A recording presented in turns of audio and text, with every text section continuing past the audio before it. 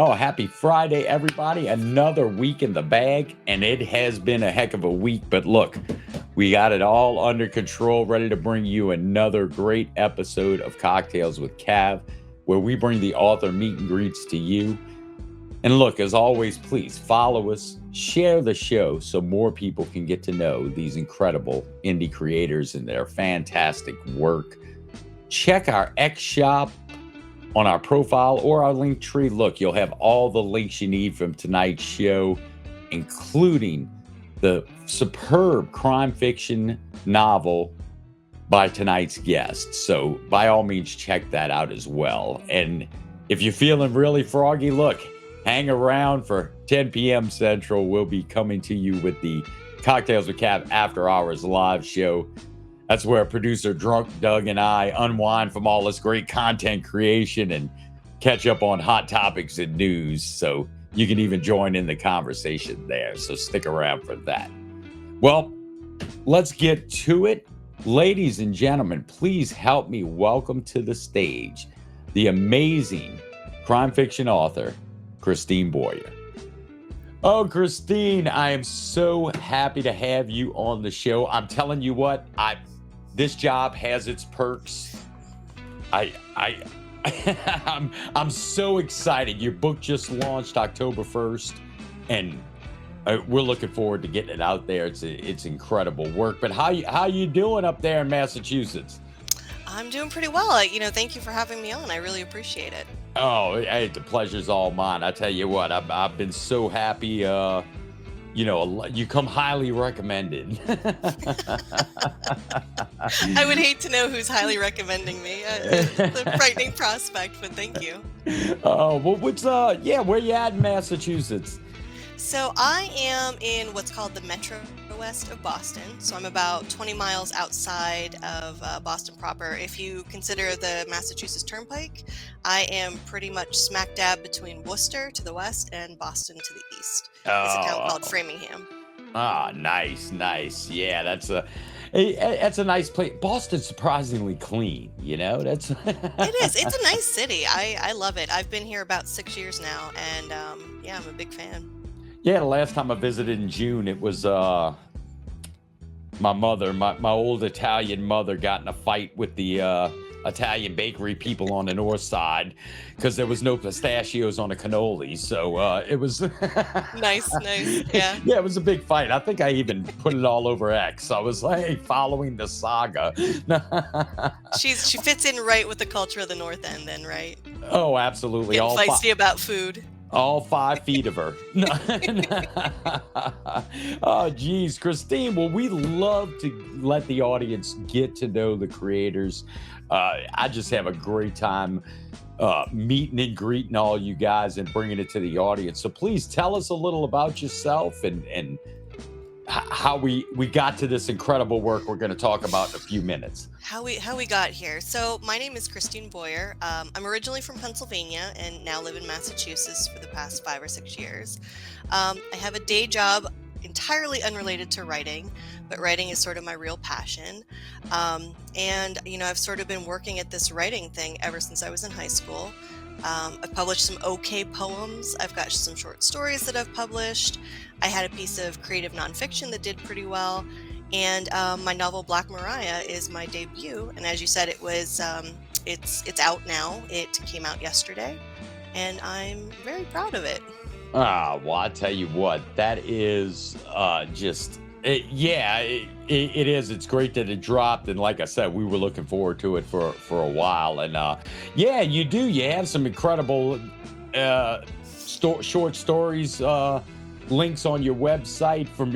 from your not so distant past. But and of course the links to your website will be in the description of the show, so please everybody check it out. But yeah, and poetries and essays and things. Tell us a little bit about that aspect of your writing, because I get really, you know, I get really intrigued when people go across multiple genres and get in it, you know, but it's part of the craft, you know? It absolutely is. I always kind of feel that, the different modes of writing sort of inform each other. I think poetry is a completely different muscle than screenwriting or novel writing, but I think, poetry can sort of teach you to be very choosy about your words and very economical with your words if you were writing a novel. And on the other hand, something like writing a novel is completely different because you have all this space and word count to really dig into, background, B plots, characterization, things like that. So I think, they all sort of have their little overlaps, and I think they can inform each other and sort of help build up on each other as well. Well, I think so. And yeah, you definitely have a slightly prolific list of short stories and poetry. But no, that's great. And I definitely encourage all the viewers to check those out as well. So yeah, and you and of course you've been involved a while with literature, of course, even from college, right? Yeah, absolutely. I started out as a creative writing major in my undergrad, and then I saw the seniors in my program graduating and not finding jobs. So I, sort of had this dark night of the soul where I thought, okay, I need to maybe major in something that can pay the bills, and writing can always sort of be like the passion project I do in the evenings and weekends. And so that was sort of the path I took. And it's worked out so far. I have my day job that pays the mortgage, and I have my writing in the evening. And so I sort of have the best of both worlds, I think. Right. And I tell you, that's we talk a lot with indie creators that day job thing, that pesky paying the bills, it's and it is, and that's one of the reasons, heck, we started the show. I love, personally, I'm a huge fan of getting to go to those events like meet and greets, and getting to meet the creators, and one of the reasons we started the show, so we could bring it to the audience, but because people don't realize how hard indie creators work. Yeah, absolutely. I mean, you have to be everything from creator to marketer, right? Yeah, I always tell my writing group, like, and they're probably tired of hearing me whine about it, but like, I kind of like, I miss the days where like Ernest Hemingway would just write a book and then give it to his publishing firm, and then he could go away and just go write another book, and he didn't have to like try to like shuck and jive on Instagram or do like funny dances on TikTok with his book to shuck sell and jive on Instagram. Yeah, it's a bygone world, and so it's very different now, I think, trying to get our work out there, but it is what it is, I guess. It's true. My job as an indie creator is the only thing like Hemingway. I create, and then I just go back to drinking like Ernest used to do. You sit in your little island and with your six-toed cats and and my Hawaiian shirts, obviously, exactly, right? Yeah, everybody, huge fan of the Cocktails with Cav Hawaiian shirts, but yeah, that's no, you're right. I mean, it's the landscape has definitely changed, and there's a lot of discussion about legacy publishing, and almost like legacy media when you hear the talks about it, being the gatekeepers of what gets seen by the public, and it's especially true in literature, obviously, and I think this entire self-publishing thing, or small independent publishing things that we've gotten into, has given us a great advantage as indie writers anyway. Absolutely. I think it's tough because at the end of the day, publishing is a business, and people have to make money and make enough money to pay the people that work for you. But it's very tough, like you said, with gatekeepers, and especially if you're trying to go with the traditional publishing. First, you got to find an agent, and that's extremely hard. And then that agent has to go out and sell your book, and that's extremely hard. And I think sometimes, the art behind writing or whatever, sort of in this indie scene gets lost because they're looking at like profit margins. What's selling right now? Is it vampire romance novels? Is it, I don't know, hard sci-fi? Like, what is selling right now in the market? What do we think we can sell? And I think we miss out on a lot of really compelling, artful stories as a result.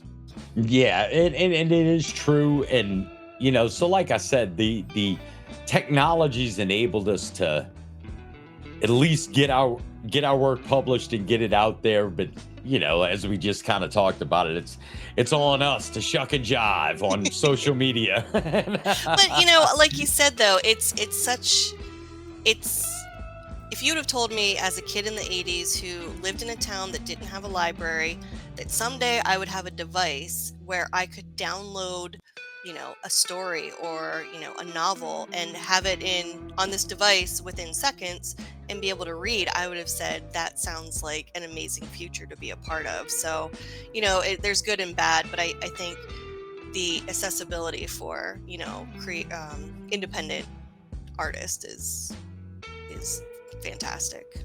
Oh yeah, without a doubt. And it's like everything has its pros and cons, but we're out here giving elbow grease, that's for sure. Yeah. Well, do you plan on since Black Mariah just launched October 1st, you plan on doing any in-person events and things like that? I think it's a lost art in marketing that a lot of authors have settled into being in front of the computer and pumping on social media and things of that nature and websites. But, do you plan on doing any in-person events for it? I'm trying to. I've been, querying some of the local bookstores. We have a pretty good independent bookstore scene where I'm at in the Boston area and in the Metro West. So I'm trying to, work on those relationships and see what maybe we can do. And even our local library here has really been doing a lot of sort of genre-themed events. They had a spooky book sale, book fair not that long ago, like really sort of based around scary and horror type books. So I think I just have to go out and find it. So I've been, sort of testing the waters, sending out emails, introducing myself and getting myself out there. So I'd like to, ideally. Oh, nice. Well, that'll be great. Well, you already taken the first step to literature success, being on the Cocktails with Cav show. That's it. You're well on your way, young lady. This is where it all begins, right? That's right. Oh, well, Christine, look, I'm gonna go refill my drink here because I am thirsty to talk about your incredible work that's just come out October 1st. So when we get back, look, let's go ahead and talk about Black Mariah when we get back.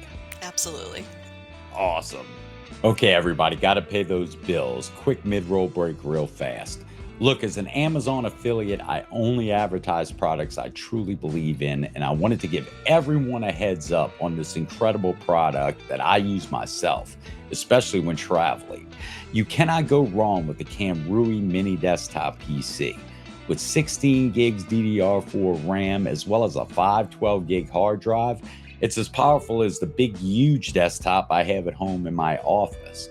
And when I'm traveling, look, you can see it fits in the palm of your hand. It's so easy to travel with.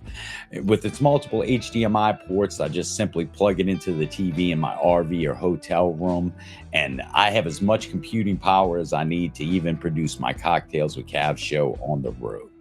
So if you're in the market for a PC, please check out our affiliate link in the description. It is so incredibly inexpensive, you're not going to believe it. So do yourself a favor, go click that affiliate link and check it out. You'll be glad you did.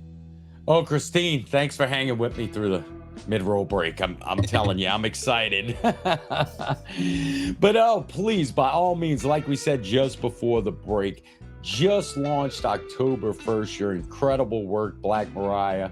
And like I said, the job has its perks. I was way ahead of the ball game. But please, by all means, tell us about this great work and let everybody get to know about it. Yeah, so Black Mariah is a crime noir novel. It's set in the early 1970s in a Rust Belt, Pennsylvania town. It opens with the tragic murder of a child, the grandson and heir apparent of the town's, founder.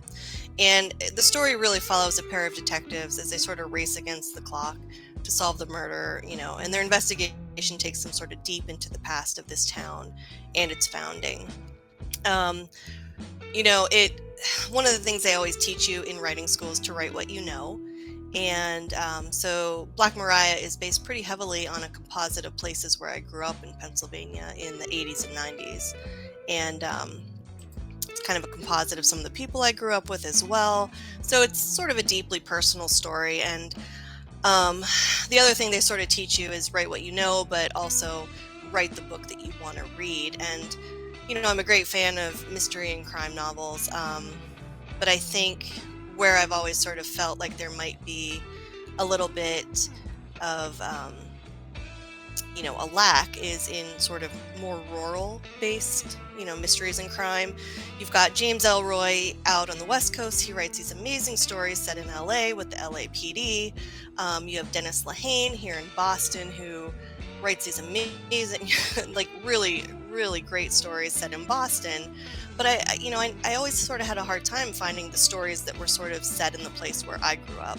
And so write what you know and write the story that you want to read. It just sort of made sense to sort of write about this fictionalized version of where I grew up, maybe set like a decade before I, was on the scene, but really just sort of try to capture the atmosphere and the landscape and, some of the characters that I grew up with.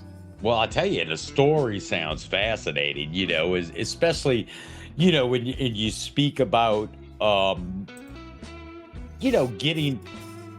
getting into the history of the town as the story progresses or whatever, which is also to me is a fascinating aspect because, the town almost becomes a character as well, Yeah, very much so. I mean, the town I grew up in, by the time I was born, it's not even a town anymore. It's got 1,000 people.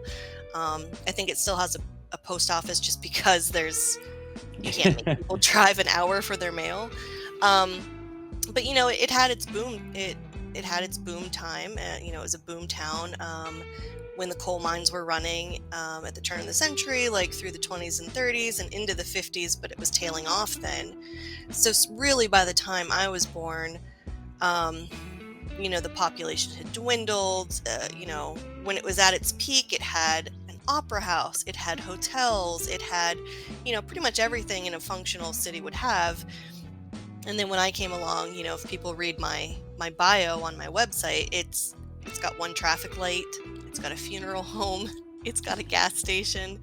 So it was really sort of fascinating to me growing up, in a place like that where, it had its heyday and its heyday is gone. It's probably not going to come again. And also while you're living there, you can sort of see the vestiges of its heyday. Like, there's still old mines that are sort of leaching into the water. There's old mine equipment. So it was just sort of natural to me, I think, to sort of make the town a character. Yeah, and I think that,